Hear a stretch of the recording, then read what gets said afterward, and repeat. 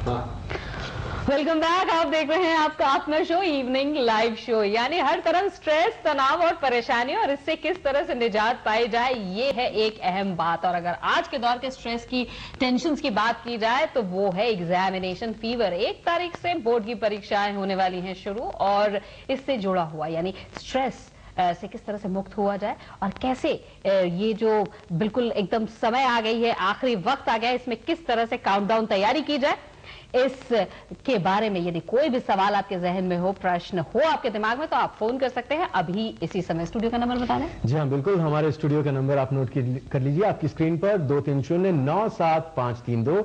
और अगर आप दिल्ली के बाहर से या मोबाइल फोन से डायल करना चाहते हैं तो 011 लगाना मत भूलिएगा।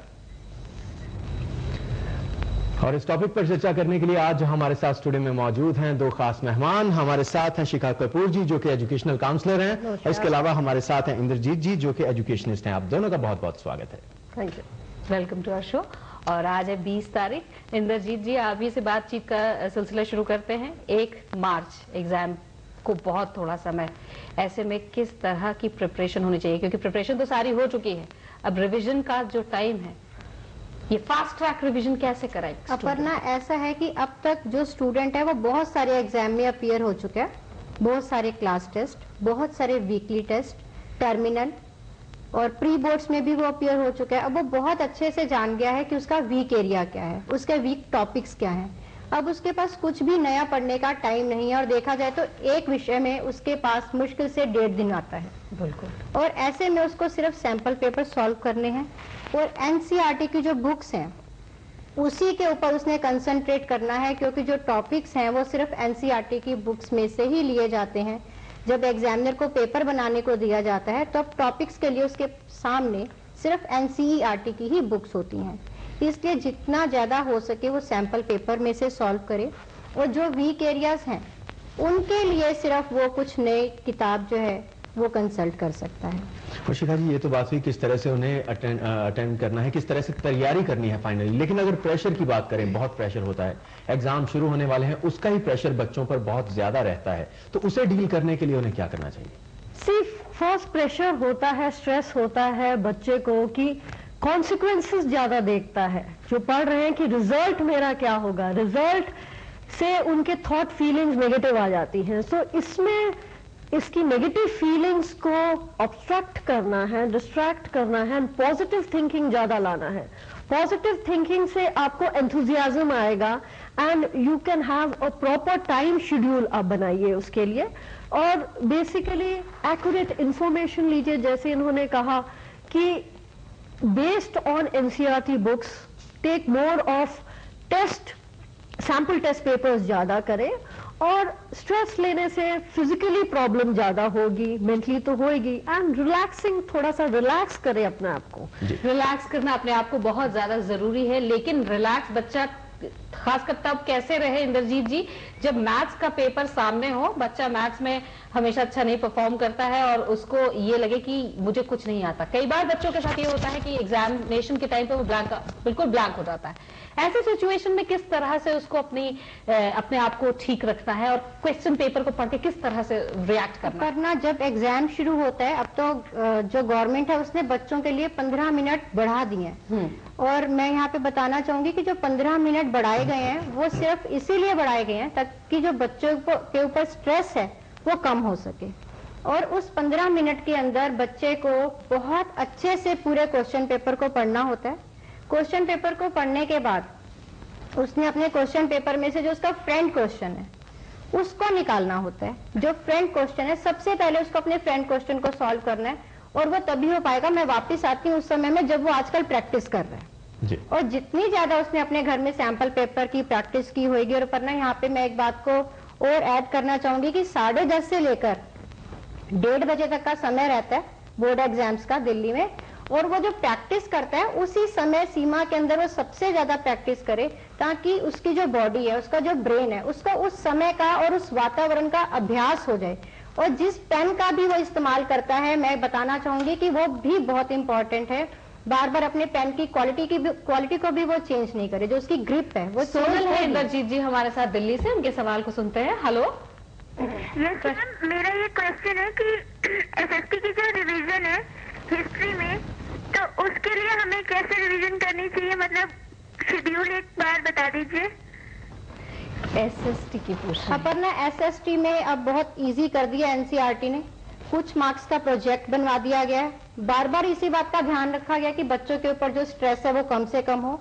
और एसएसटी में भी स्टूडेंट को इस बात का ध्यान रखना है कि जो सिलेबस है उसका डिवीजन इस तरह से किया होता है कि कितने कितने मार्क्स हर चैप्टर के हिस्से आते हैं, ये बच्चे के पास सिलेबस में नोट होगा। और हर एनसीईआरटी की बुक के बिगनिंग में भी दिया होता है कि ये चैप्टर इतने मार्क्स का आएगा, ये चैप्टर इतने मार्क्स का आएगा।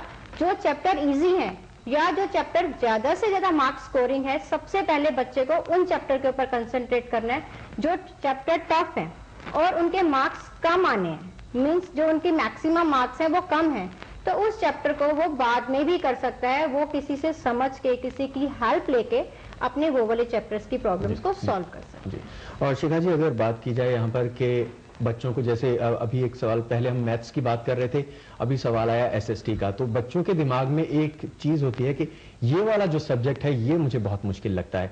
दिमाग में उस सब्जेक्ट को लेकर एक टेंशन होती है, तो क्या इस टेंशन से निपटने के लिए कि उसे लगे कि मैं एक ऐसा सब्जेक्ट है इसमें मैं नहीं कर पाऊंगा, उससे निपटने के लिए क्या करना चाहिए उसे या उसके पेरेंट्स? जैसे हिस्ट्री एक सब्जेक्ट है, बहुत इलेबोरेटिव सब्जेक्ट है, उसमें द बेस्ट वे इज, एक टेक्निक होता है mind power study techniques.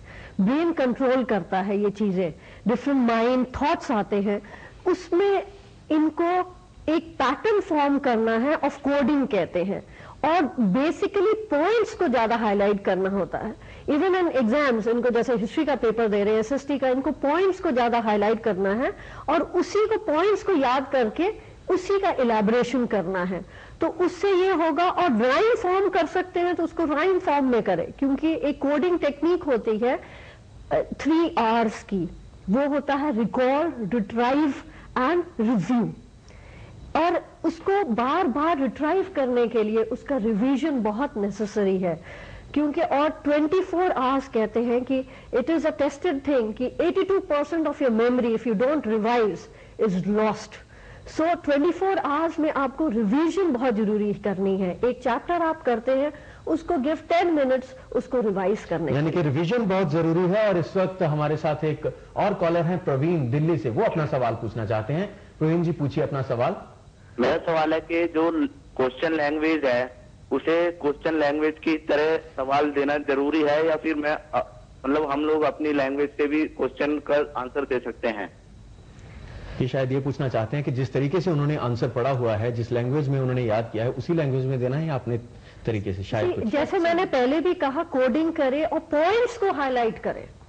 Points को हाईलाइट करना बहुत जरूरी है, क्योंकि पॉइंट्स हाईलाइट करें, उनको अंडरलाइन करें, क्योंकि बेसिकली आपके पॉइंट्स देखा जाता है। और एनसीईआरटी लैंग्वेज तो थोड़ी लिखनी पड़ती है, सीबीएसई। लेकिन कई बार बच्चों को प्रॉब्लम आती है, जैसे अब एसएसटी की अगर बात चल गई है तो क्वेश्चन को समझने में, क्योंकि एक बच्चे ने क्वेश्चन को एक तरह से पढ़ा है, उसके आंसर को याद कर लिया, क्वेश्चन को पढ़ लिया, याद कर लिया, समझ लिया, वो क्वेश्चन कई बार किसी और तरह से फॉर्म करके भी आ जाता है, जिसमें बच्चा कई बार कंफ्यूज हो जाता है। इसमें बच्चे को क्या करना चाहिए? इसमें बच्चे को अपना तभी सॉल्व हो पाएगी ये प्रॉब्लम जब बच्चा उस क्वेश्चन को अच्छे से समझेगा और कहीं ना कहीं उस क्वेश्चन में कुछ ना कुछ ऐसा हिंट जरूर दिया होता है जिससे कि जो एवरेज बच्चा है वो उस क्वेश्चन को समझ पाए। जी, उस क्वेश्चन को अगर वो 2 बार पढ़ता है, 3 बार पढ़ता है, तो उसको जरूर वो सॉल्व करना है, इस बात में कोई शक नहीं है।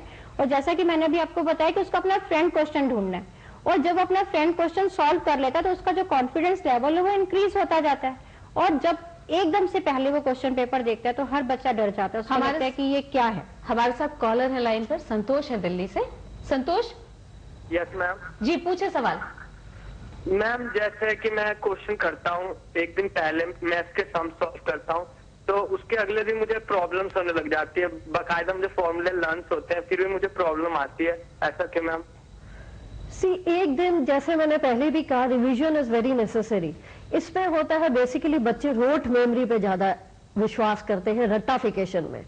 तो याद करके, मतलब उसको समझना बहुत जरूरी है। और सीबीएसई ने अभी हॉट्स करके है, हाई ऑर्डर थिंकिंग स्किल्स के क्वेश्चंस इस बार आएंगे 15%।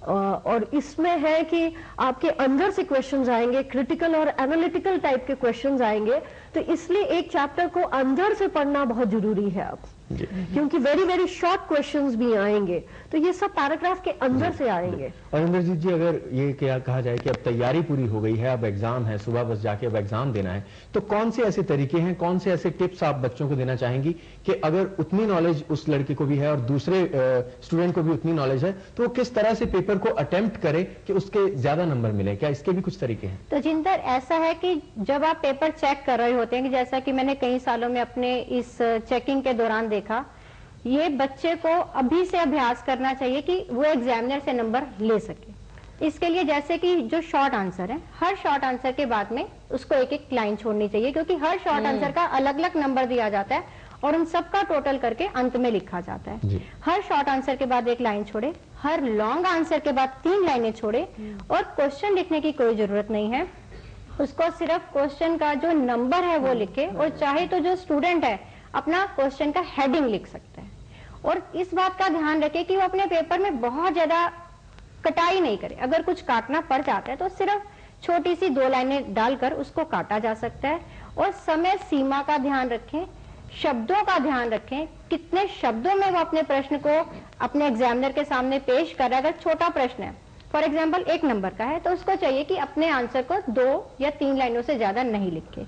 इससे जो एग्जामिनर है उसको टू दी पॉइंट आंसर मिलते हैं, और एग्जामिनर बहुत कंफर्टेबली जब पेपर चेक करता है तो इसमें कोई शक नहीं है कि वो नंबर देने में कंजूसी नहीं करेगा। बिल्कुल। और यदि हम बात करें घर के माहौल की और पेरेंट्स की एक प्रेशर की, तो पेरेंट्स इस प्रेशर को कैसे हैंडल करें कि उनका बच्चा बोर्ड दे रहा है? जी, पेरेंट्स को इस समय बहुत कोऑपरेटिव और सपोर्ट देना चाहिए बच्चे को, और उस पे ओवर एक्सपेक्टेशंस नहीं करनी चाहिए, क्योंकि हर बच्चे को, हर माँ बाप को अपने बच्चे की काबिलियत पता है।